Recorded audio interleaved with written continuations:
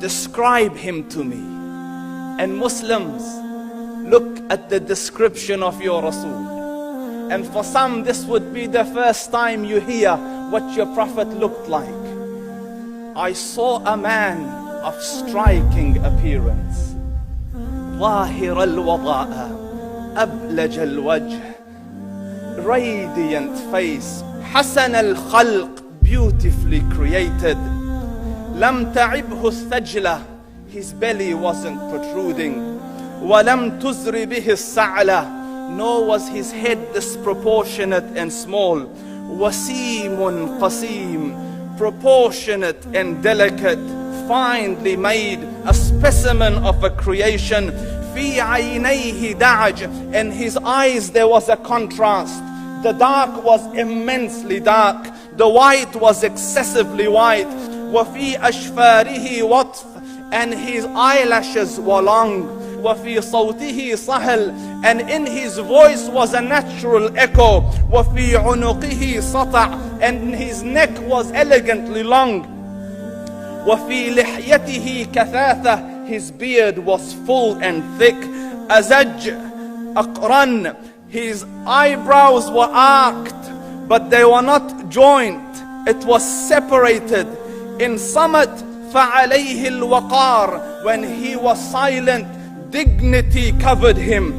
وإن تكلم سماه وعلاه البهاء, and when he spoke, it was audible and clear, almost commanding and overtaking. أجمل الناس وأبهاهم من بعيد, from afar the most striking and outstanding in appearance. وأحسنهم وأجملهم من قريب, and when he came near, the best of them and the most handsome of them in closeness. حلو المنطق, so such an exalted and sweet level of logic. Like when he used to speak, it was so coherently logical, it was smooth and easy to understand. فصل لا نزر ولا هذر, he was to the point, not excessive, nor too short. كأن منطقه خرزات نظم يتحدرن, his logic, his utterances, his words were like jewels coming out of a necklace, calculated, polished, one after the other, it would flow magically. ربعة, he was medium in height. Your eye didn't have to strain to look up at him, nor was it tedious to look down at him. He was a comfortable sight to look at. له رفقاء يحفون به, he had friends, the people that were with him, they were working around him to try to serve and protect him. إن قال سمعوا لقوله, when he used to say something, they used to hearken to what he used to say. وإن أمر تبادروا إلى أمره, when he commanded, they used to compete to fulfill the command. This is Muhammad Rasulullah. This is Muhammad Rasulullah. Anas ibn Malik says, he says, I came out one night,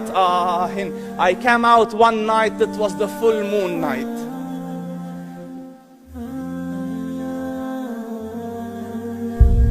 And I looked at the moon, and in the desert, understand, the moon is an awesome sight. It is smooth, it is radiant, it is clear, it is gentle compared to the scorching sun at which they are used to.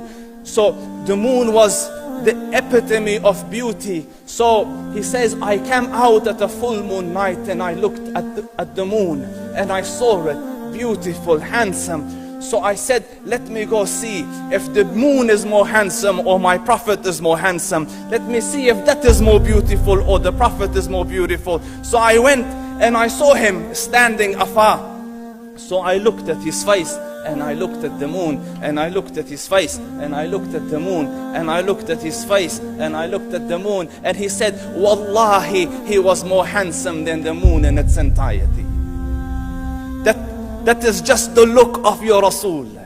Aisha radiyallahu anha says, I was sewing with the needle, my needle dropped in the dark, I couldn't find it. I said, Ya Rasul, I can't find it. He moved his face close, and I swear, out of the radiance of his face, I found my needle.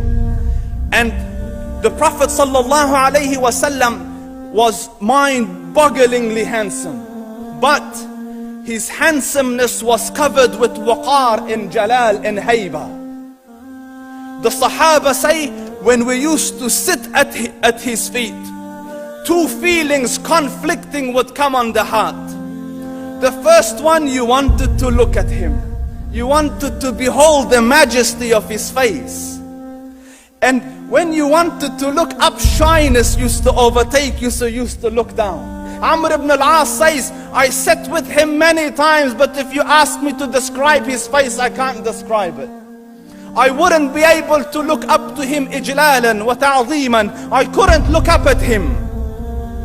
And that is why he didn't have the problems that Yusuf alayhi salam had.